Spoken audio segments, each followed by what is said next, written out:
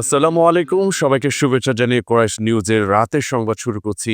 আমি মোহাম্মদ আবু তাহির নয়ন। শুরুতেই সংবাদ শিরোনাম। সালমানের বিরুদ্ধে করোনা ভ্যাকসিন কেনার 22,000 কোটি টাকা আত্মসাতের অভিযোগ দুদকের। ভারতীয় মিডিয়া বিশ্বব্যাপী বাংলাদেশের বদনাম ছড়াচ্ছে বললেন পররাষ্ট্র উপদেষ্টা। পাকিস্তানের সামরিক বাহিনীর বহরে হামলা গোলাবর্ষণে নিহত 5। এবং হাঙ্গেরিতে বিশ্ব অ্যাথলেটিক্সের দ্বিতীয় রাউন্ডে ইমরানুর।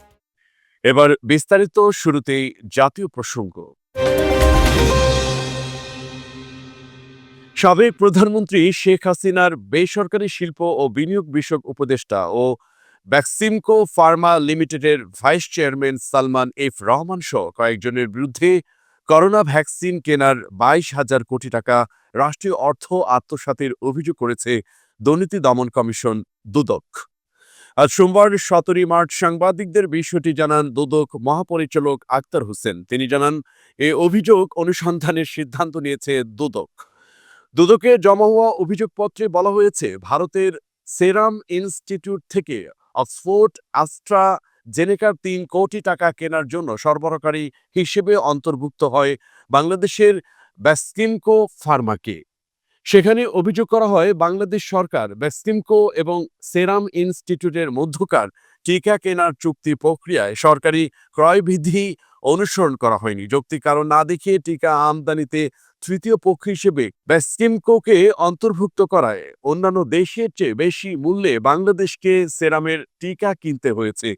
সরকার সরাসরি সেরাম ইনস্টিটিউটের কাছ থেকে টিকা আনলে প্রতি ডোজে যে টাকা বাঁচত তা দিয়ে ৬৮ লাখ বেশি টিকা কেনার চুক্তি করা যেত। ব্যাক্সিমকো ফার্মাসিউটিক্যালস প্রতি ডোজ টিকা থেকে অন্য সব খরচ মিটিয়ে ৭৭ টাকা করে লাভ করেছে। ভারতীয় মিডিয়া বিশ্বব্যাপী বাংলাদেশ সম্পর্কে নানা রকম মিথ্যা তথ্য তুলে ধরে বদনাম ছড়াচ্ছে বলে মন্তব্য করেছেন অন্তর্বর্তী সরকারের পররাষ্ট্র উপদেষ্টা তৌহিদ হোসেন। সোমবার 17 মার্চ রাজধানীর পল্টন টাওয়ারের ইকোনমিক রিপোর্টার্স ফোরাম ইআরএফ কার্যালয়ে এক কর্মশালা ও মতবিনিময় সভায় তিনি এ মন্তব্য করেন। তৌহিদ হোসেন বলেন, ভারতীয় মিডিয়ার ব্যাপারে দেশবাসীকে সজাগ থাকতে হবে। এছাড়াও তিনি বলেন, এলডিসি গ্র্যাজুয়েশন পেছানোর পক্ষে আমরা না, অনেক আগ থেকেই বিষয়টি জানা, কিন্তু ব্যবসায়ীরা তেমন কিছুই করেনি। পররাষ্ট্র উপদেষ্টা আরো বলেন, 2026 সালের মধ্যেই আমরা এলডিসি গ্র্যাজুয়েশন করব, এখান থেকে পেছানোর সুযোগ নেই। এবার জেলার সংবাদ। রাজশাহীতে মাদক বিরোধী অভিযানে গিয়ে মাদক ব্যবসায়ীদের হামলার শিকার হয়েছেন আবু হানিফ নামে এক পুলিশ সদস্য। এ সময় হামলায় আরও এক স্থানীয় আহত হন। রোববার 16 মার্চ দিবাগত রাতে 9:15টার দিকে রাজশাহীর চারঘাট উপজেলার মারিয়া গ্রামে এই ঘটনা ঘটে। আহত পুলিশ কনস্টেবল আবু হাতিফ জেলা পুলিশের গোয়েন্দা শাখার ডিবি কর্মরত। এবার আন্তর্জাতিক প্রসঙ্গ।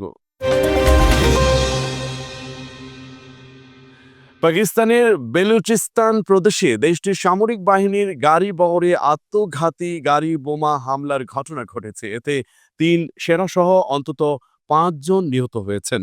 ডন পত্রিকার প্রতিবেদনে বলা হয়েছে, রোববার নস্কি এলাকার কাছে কোয়েটা তাফতান মহাসড়কে এ হামলা হয়েছে। হামলায় আরও 40 জন সেনা আহত হয়েছেন। পাকিস্তানের সামরিক বাহিনীর গণমাধ্যম শাখা আত্মঘাতী হামলার কথা নিশ্চিত করেছে।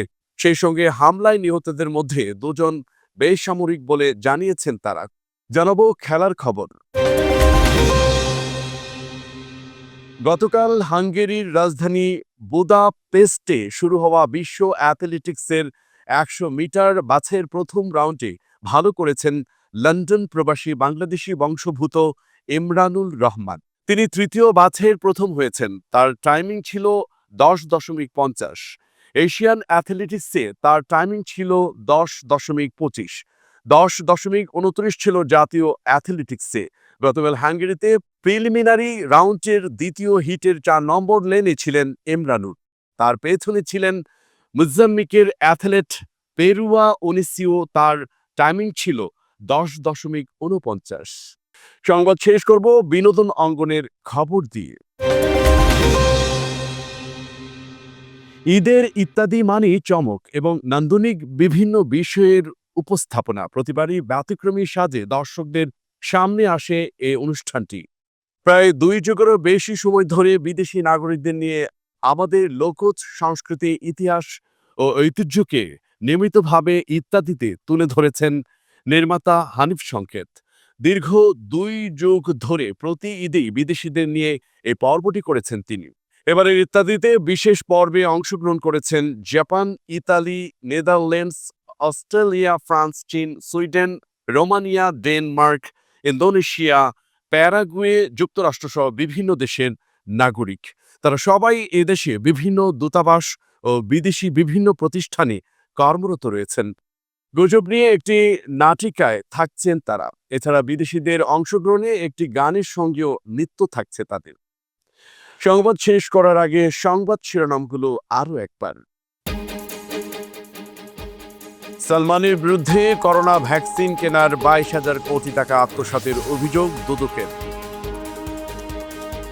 ভারতীয় মিডিয়া বিশ্বব্যাপী বাংলাদেশের বদনাম ছড়াচ্ছে বললেন পররাষ্ট্র উপদেষ্টা। পাকিস্তানের সামরিক বাহিনীর বহরে হামলা, গোলাবর্ষণে নিহত ৫। এবং হাঙ্গেরিতে বিশ্ব অ্যাথলেটিক্সের দ্বিতীয় রাউন্ডে ইমরানুর। দর্শক, এতক্ষণ সাথে থাকার জন্য ধন্যবাদ। সর্বশেষ সংবাদ দেখতে চোখ রাখুন কোরাস নিউজের পর্দায় অথবা ভিজিট করুন www.korasnews.com। কোরাস নিউজের পরবর্তী সংবাদ দেখার আমন্ত্রণ জানিয়ে আপনাদের কাছ থেকে এখনকার মতো আমি মোহাম্মদ আবু তাহির নয়ন বিদায় নিচ্ছি। আল্লাহ হাফেজ।